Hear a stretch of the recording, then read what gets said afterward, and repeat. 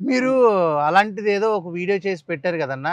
ఎవరు హ్మ్. ఎవరో డబ్బులు 50,000, 30,000 సో, దొబ్బేసారు. యాక్చువల్‌గా ఇది ప్రాస్టిట్యూషన్ కేసు మన చేతిలోకొచ్చిందనమాట. ఒక ఓకే. బ్రదర్ పూర్ ఫ్యామిలీ నుంచి ఆ బ్రదర్ అయితే. ఓకే. సో, ఆ బ్రదర్ ఇరుక్కుపోయిండు.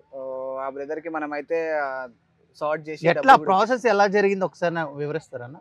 యాక్చువల్‌గా ఆ బ్రదర్ ఏం చేసిండంటే ఆన్‌లైన్‌లో సెర్చ్ చేసిండనమాట. ఇట్లా కాల్ గర్ల్స్ అది ఇది అని చెప్పి. సో, వాళ్ళు మనల్ని కాంటాక్ట్ అయ్యారు. మనోడు అడ్వాన్స్ ఏసిండు. తర్వాత రిసార్ట్ దగ్గరికి అమ్మాయిలొచ్చారు. అమ్మాయిలొచ్చిన తర్వాతకి గోల గోల మొత్తం ఫస్ట్ పేమెంట్ చేయమని చెప్పారు. మనోడు పేమెంట్ చేసేసిండు. ఇంకా మనోడు రూమ్‌కి రా అది అని చెప్పి అడిగిండంట. సో, ఆబ్వియస్‌గా మన డబ్బులు కట్టింది కాబట్టి అదే అదే థింగ్ జరిగింది.